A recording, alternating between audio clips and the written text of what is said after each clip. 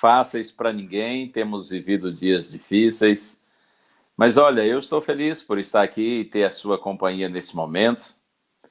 Estamos aqui na live da Igreja Central de Jacareí, Distrito Central de Jacareí, pastor Marco Lamarques. E eu tenho o prazer de hoje estar aqui com vocês e compartilhar esses minutinhos preciosos quando a gente ora, a gente adora a Deus e medita em sua palavra. De modo que é um prazer estar com os meus queridos irmãos de Jacareí e quem mais talvez esteja conosco nesse momento. Espero que Deus continue abençoando muito vocês. Estou vendo ali o Samuel Henrique dando um alô, boa noite Samuel, Deus te abençoe muito. Também o Anderson Celestino, são amigos que estão conosco. Daniele Cava, ela diz, boa noite, peço que orem pelo meu tio Luiz Carlos, que está entubado, e por minha tia Maria Aparecida, que está com pneumonia. Esse é o pedido da Daniele Cava, como vocês viram aí, pedindo pelos seus familiares que estão enfermos. A Lúcia Brandão, ela diz, eu peço oração para o meu filho Eduardo, precisa de libertação urgente. São tantas necessidades, né? São tantas pessoas queridas pedindo a gente para que juntos nós intercedamos por eles em oração. Sidney Mariano, boa noite, pastor Gilson, boa noite, Sidney. Deus continue te abençoando juntamente com sua família. A Patrícia Silva Oliveira, ela diz, peço oração pelo seu Josias, que está há 1 mês internado, mas sem diagnóstico definido e se encontra bem deprimido. Tantas pessoas com depressão nesses dias, né? A situação é tão complexa que gera muita ansiedade e alguns chegam à depressão. Boa noite, Oswaldo Pereira. Bom ter a sua companhia também aí conosco. É bom estar com todos vocês. Boa noite também a Gislaine, do Nascimento Siqueira. Bênçãos de Deus sobre todos vocês. E tem aqui também um pedido da Simone Diogo. Ela diz, peço oração por meu filho Leandro. É assim, a gente tem que orar uns pelos outros mesmos, né? Mesmo. A irmã Irene Pinto da Cunha Breschi, ela diz assim, seja bem-vindo, pastor. Muito obrigado, irmã Irene. Deus continue abençoando a senhora também, é um prazer estar aqui com vocês. A Grácia Maria de Freitas, ela diz, peço oração para meu filho João Vitor, que está afastado, certamente afastado da igreja, não é? Afastado dos caminhos do Senhor, mas que ele possa voltar, pela graça de Deus. A gente nunca deve perder a esperança nesses filhinhos de Deus, nessas pessoas queridas. Mandem aí seus pedidos de oração, porque com certeza não só nesse momento, mas em outros momentos a igreja estará orando por todos eles. A Lília Ferreira, ela diz, boa noite a todos, peço oração por minha família. Muito bem, vamos então fazer uma oração agora? Eu quero convidar você aí onde você estiver, pensa em Deus comigo, vamos então juntos orar ao Senhor. Pai querido, maravilhoso Deus, tu sondas os corações, Senhor, e tu sabes de todas as coisas. Nesta hora sublime, Senhor, juntamente com esses irmãos que participam dessa live comigo, eu te peço, nós te pedimos, Senhor, ajuda-nos. Tu sabes quantas necessidades todos nós temos. Tu sabes quantas vezes por trás dos nossos sorrisos nós escondemos nossas lágrimas. E tu sabes, Senhor, também quantas pessoas queridas, próximas de nós, familiares, amigos, conhecidos, irmãos em Cristo, estão sofrendo muito nesse momento, por diversas razões, inclusive por enfermidades como a Covid-19. Por isso nós te pedimos, Pai querido, põe tua mão carinhosa e poderosa, Senhor, sobre todos eles. Que de alguma forma o Senhor transforme o mal em bem, especialmente para que esses que passam por dificuldades maiores te encontrem na dificuldade e recebam a bênção do Senhor, a paz do Senhor, a cura do Senhor, a libertação do Senhor. Nós entregamos, Senhor, todos esses pedidos de oração que foram feitos e que estão sendo feitos nas tuas mãos. E pedimos, como um Pai maravilhoso que és, que tu possas atender a cada um deles, segundo a tua infinita misericórdia e sabedoria. E eu te peço também, Senhor, que tu nos ajudes agora para que entendamos bem a mensagem da tua palavra. Oramos no nome santo de Jesus. Amém. Muito bem, irmãos, como eu disse, é um prazer estar com todos vocês. Desejo muitas bênçãos sobre a Igreja Adventista Central de Jacareí e todas as outras igrejas que fazem parte desse distrito pastoral do meu amigo querido pastor Marco Lamarques. É bom estar com vocês aqui. Vamos então já para a nossa meditação na palavra do Senhor. Olha, tem um texto que está na minha cabeça assim de uma forma muito forte nesses dias. E como diz a palavra, a boca fala daquilo que está cheio o coração, não é? Então eu quero compartilhar esse texto com vocês nesses poucos minutos. Evangelho escrito por João. Se você tem aí sua Bíblia e quiser acompanhar. Evangelho de João, capítulo 16. Vou ler os versos 20 a 22. João 16, versos 20 a 22. Mas antes de ler, só uma explicaçãozinha rápida. Essas palavras de Cristo, elas fazem parte de um discurso maior que alguns estudiosos chamam de discurso de despedida, feito pelo Senhor Jesus Cristo na noite de quinta-feira, sendo que no dia seguinte ele seria crucificado. Poucas horas antes de ser preso, Jesus faz esse chamado discurso de despedida. Aqui no Evangelho de João, o discurso está nos capítulos, principalmente nos capítulos 14, 15 e 16. Inclusive, é nesse texto que Jesus apresenta aos discípulos o Espírito Santo, o Consolador, aquele que viria depois dele para dar sequência ao seu ministério, guiando a igreja e orientando os discípulos. Dentro desse contexto do discurso de despedida, é que estão essas palavras que eu vou ler aqui com vocês. João 16, versos 20 a 22. Em verdade, eu vos digo que chorareis e vos lamentareis, e o mundo se alegrará. Vós ficareis tristes, mas a vossa tristeza se converterá em alegria. A mulher, quando está para dar à luz, tem tristeza, porque a sua hora é chegada. Mas depois de nascido o menino, já não se lembra da aflição, pelo prazer que tem de ter nascido ao mundo um homem. E Jesus disse: assim também agora vós tendes tristeza, mas outra vez vos verei. O vosso coração se alegrará, e a vossa alegria ninguém poderá tirar. Eu gosto mais dessas palavras de Jesus. Como eu disse, ele estava para ser preso e seria condenado, e já no dia seguinte ele seria crucificado. E Jesus sabia que sua morte traria aos seus discípulos muita tristeza. E você me dirá, claro, pastor, é compreensível. Geralmente a morte traz tristeza, especialmente para aquelas pessoas que amam o falecido, não é? Que são parentes, que são amigos.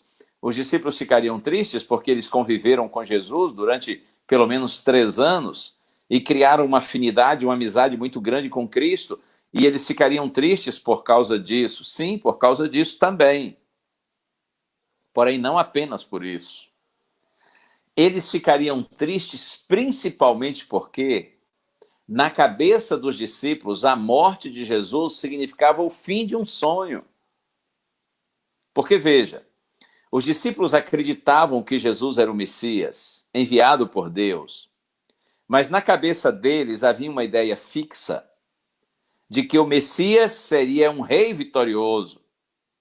Inclusive, o Messias libertaria Israel da opressão romana, porque naqueles dias o Império Romano dominava praticamente o mundo conhecido e Israel estava sob o domínio e a opressão romana. Ao longo dos séculos, os judeus foram nutrindo um pensamento em relação ao Messias apenas assim, como um rei triunfante, glorioso, vencedor. Eles não estavam assim ligados, conectados com toda a mensagem bíblica sobre o Messias. Porque a Bíblia apresenta, sim, o Messias um rei glorioso, vencedor, mas apresenta também um servo sofredor.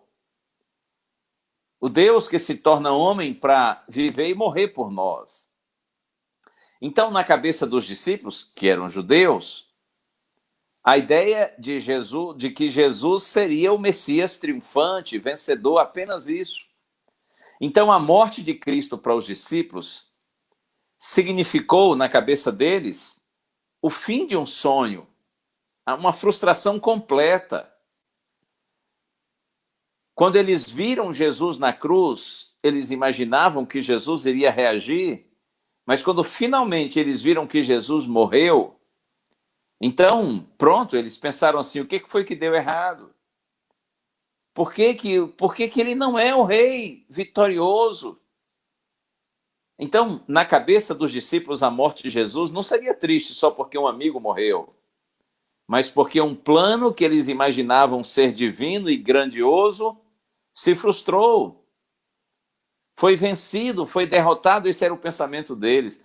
Então Jesus disse assim, olha, em verdade vos digo, chorareis e vos lamentareis, e o mundo se alegrará. Aqui, é claro, ele está profetizando que com a sua morte, no dia seguinte, os discípulos chorariam e lamentariam, e o mundo, ele disse, se alegrará, porque infelizmente a gente sabe, quando Jesus morreu, muita gente se alegrou, inclusive os líderes religiosos daqueles dias, porque eles tinham inveja de Jesus. O coração deles estava fechado para Deus. Eles não receberam e não aceitaram Jesus como Messias, não todos, mas a maioria deles. Então, a morte de Cristo foi motivo de alegria para esses homens. Aí Jesus diz assim, mas a vossa tristeza se converterá em alegria. Porque, claro, aqui agora ele já está profetizando sua ressurreição.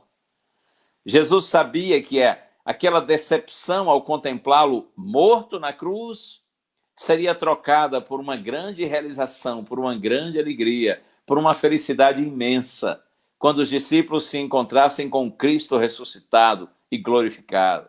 Aí Jesus diz assim, a mulher, quando está para dar à luz, tem tristeza, porque a sua hora é chegada, mas depois de nascido o menino já não se lembra da aflição, pelo prazer que tem de ter nascido ao mundo um homem.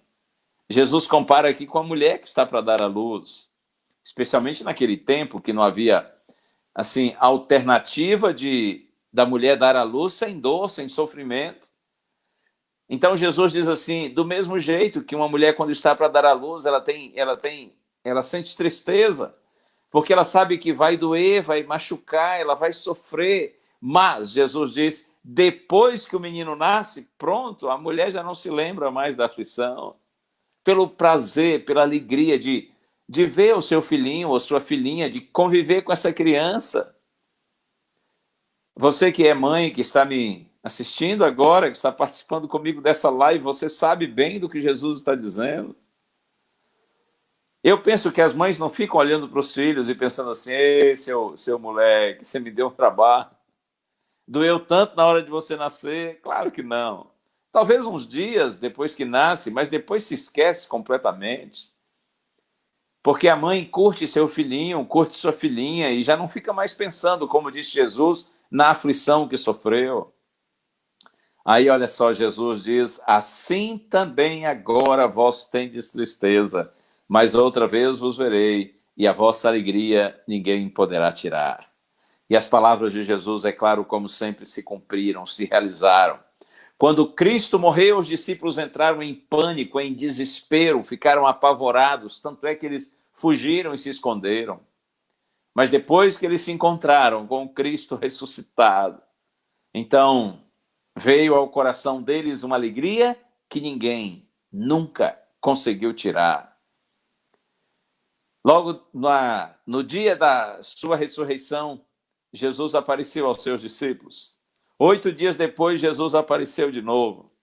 E por algumas vezes, durante um período de 40 dias, desde a ressurreição até seu retorno para o céu, Jesus apareceu aos discípulos diversas vezes, dando instruções, orientações. E uma das últimas orientações de Jesus foi assim, fiquem em Jerusalém em oração até que o Espírito Santo seja derramado sobre vocês. Aí vocês vão sair para o mundo e vão pregar o Evangelho. Os discípulos atenderam a orientação do Senhor. Passaram cerca de 10 dias ali reunidos em oração, estudo da palavra, confessando seus pecados a Deus e uns aos outros. E aí vocês conhecem a história, Atos capítulo 2. O Espírito Santo desceu sobre eles de uma maneira gloriosa. E foi uma manifestação do Espírito tão poderosa que os discípulos começaram a pregar em outras línguas, línguas que eles nunca tinham estudado, para que o evangelho se espalhasse pelo mundo. E olha, se após a ressurreição os discípulos já sentiram alegria, porque eles compreenderam melhor quem era Jesus, depois que o Espírito Santo desceu sobre eles e a mente deles se expandiu ainda mais, a alegria foi mais profunda. Porque cada dia que passava, eles compreendiam melhor o privilégio que eles tiveram de terem convivido com Jesus Cristo, o Filho de Deus, aquele que se fez carne e habitou entre nós. Cada dia que passava, os discípulos foram entendendo mais, assim, com mais profundidade o Evangelho, a realidade do grande conflito entre o bem e o mal e a maneira como Deus tem agido para a nossa salvação. Na medida que o tempo passou, a mente deles foi se ampliando, se abrindo e se aprofundando na compreensão da graça, da misericórdia, do perdão de Deus e da disposição de Deus de salvar toda a humanidade. E eles também foram compreendendo o privilégio que foi dado a eles de conviver com Jesus, mas também agora de anunciar o evangelho para o mundo. A alegria que os discípulos sentiram, o mundo jamais conseguiu tirar. E vocês sabem, irmãos, que dos 12 apóstolos, tirando Judas, que se perdeu, e João, o discípulo amado, que teve morte natural, morreu velhinho, todos os outros 10, eles morreram por causa do evangelho. Eles foram assassinados, foram martirizados por serem pregadores do evangelho. Mas acredite, nenhum deles viveu ou morreu triste. Porque a alegria de terem se encontrado com Cristo ressuscitado, de terem compreendido o plano da salvação e terem vivido o ministério que lhes foi confiado, essa alegria foi tão intensa, tão grande, que mesmo em face da morte, eles não a perderam. Jesus disse que seria assim, e assim foi. Sabe, uma das lições que eu tiro desse texto é que muitas vezes, assim como os apóstolos, a gente não entende certas coisas de Deus, não porque ele não nos tenha revelado, mas porque a gente está com a mente meio bloqueada para compreender. Vocês sabem, é assim, não é? Há tantas pessoas por aí que até conhecem a Bíblia e são sinceras no coração delas, mas há verdades bíblicas que elas não conseguem enxergar direito. E por isso, às vezes, ficam assim tristes diante de certas situações, como os discípulos ficaram. Jesus disse para eles várias vezes que ele iria morrer, iria sofrer em Jerusalém. Mas como a mente dos discípulos estava muito fechada para entender isso, eles sofreram desnecessariamente quando Jesus morreu. Então acontece conosco muitas vezes isso, da gente ter uma compreensão equivocada da palavra de Deus, e por isso a gente não compreende certas ações de Deus. E por isso a gente sente tristeza. Mas há uma outra possibilidade, é da gente nem conhecer o que está revelado. Tem tanta gente por aí assim, não é? Que não conhece a Bíblia. Ou se conhece, tem um conhecimento muito raso, muito superficial.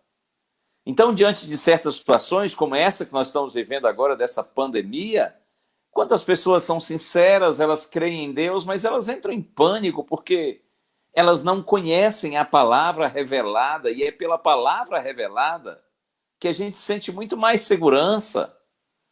Lembra do Salmo 119, verso 105?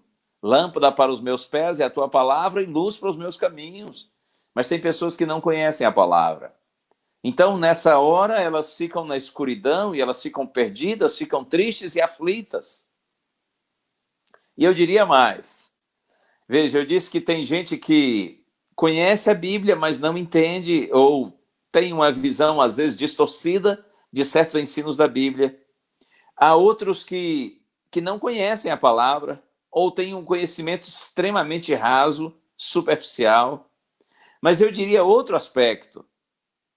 É que, veja, mesmo que a gente conheça e entenda a palavra, nem tudo está revelado. Deus é muito maior do que a nossa mente, a nossa compreensão.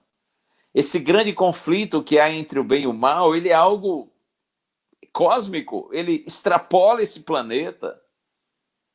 Então, nem tudo está revelado para nós, a gente não enxerga tudo como Deus enxerga, então é por isso que muitas vezes a gente não entende certas ações de Deus.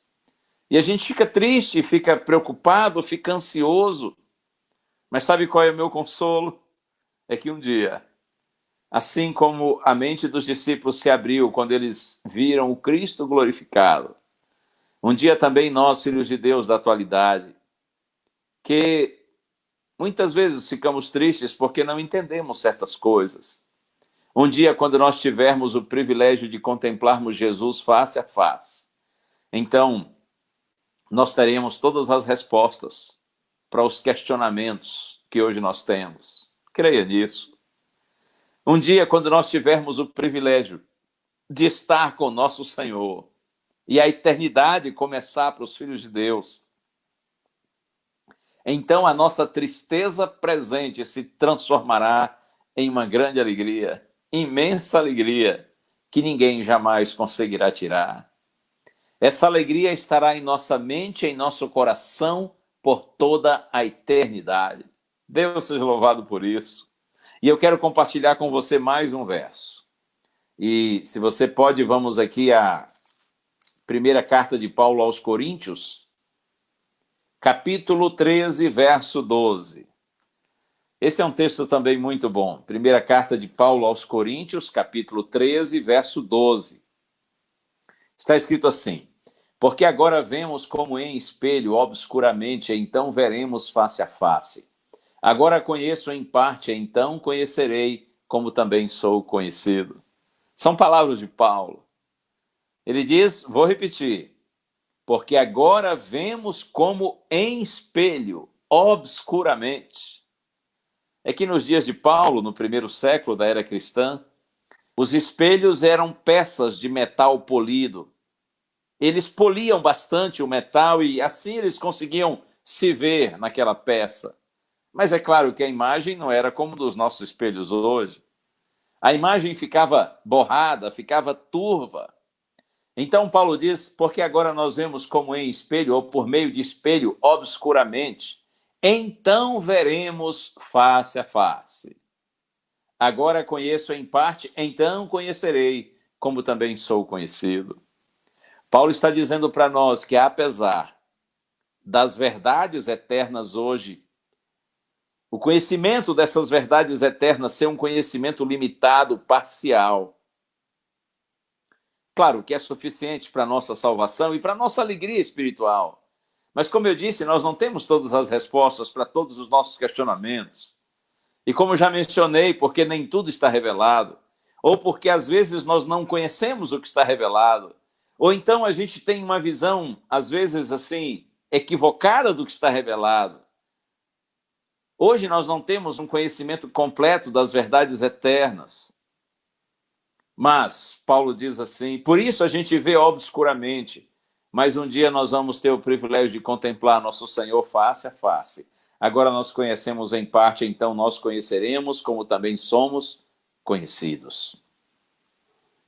Virá o tempo, pela graça de Deus, quando o nosso conhecimento sobre Deus, a respeito de nós mesmos, da vida, da nossa existência, do grande conflito entre o bem e o mal, o conhecimento sobre as ações de Deus para a nossa salvação, nosso conhecimento sobre as providências de Deus ao longo de toda a nossa vida, chegará um tempo em que o nosso conhecimento em todos esses aspectos será muito mais profundo. E sabe de uma coisa? Se hoje a gente já adora a Deus pelo que nós vemos, conhecemos e sabemos, ainda que de maneira parcial e limitada, quando a eternidade começar e nosso conhecimento de Deus for muito maior, nós vamos adorá-lo ainda mais. Eu gosto de pensar se hoje a gente gosta de viver mesmo com essa vida de tantos problemas. Imagine você quando a eternidade começar e Deus fizer novas todas as coisas. Imagine você como será viver quando a saúde vencer a doença completamente. Quando o bem vencer o mal. quando os sorrisos vencerem as lágrimas. Imagine você como será viver quando a vida vencer a morte em definitivo e nós estivermos juntos na eterna presença do Senhor. Como será maravilhoso viver. Mas até que esse dia chegue, nós precisamos continuar confiando no Senhor e na sua palavra. Acredite nisso. A gente hoje tem tristeza, porque nós temos uma visão limitada e parcial, e às vezes confusa. Mas Deus está agindo.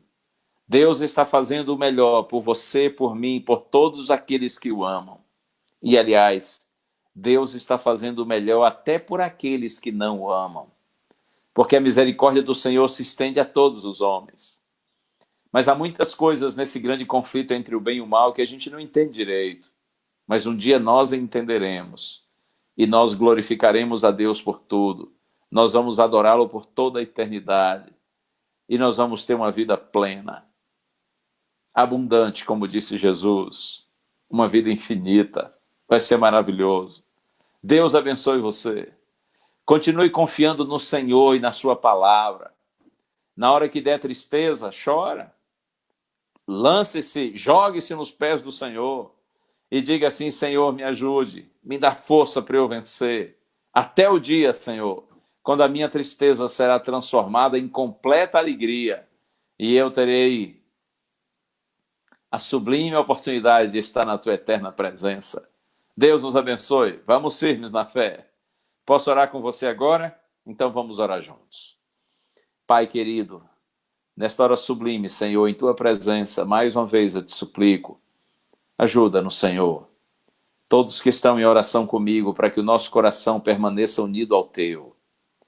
E nas horas difíceis deste mundo, quando seja por qual for a razão nós não entendermos certas coisas e sentirmos tristeza, que nós corramos para os teus braços e derramemos nossas lágrimas na presença do Senhor, para que assim o Senhor console o nosso coração e nos dê forças, até o glorioso dia, quando o Senhor vai enxugar por completo as nossas lágrimas, e a nossa alegria ninguém poderá tirar. Ó Deus, estamos nas tuas mãos. Eu peço por todos os irmãos que participam dessa oração comigo, Senhor. Cada um com suas lutas, com suas dificuldades, seus sonhos, suas preocupações, seus clamores a ti. Recebe nós todos nessa hora, Senhor, e abençoa as pessoas pelas quais nós temos intercedido. Oramos agradecidos no nome santo de Jesus. Amém. Amém, amém. Deus abençoe você. Um abraço. Uma feliz semana. Tchau, tchau.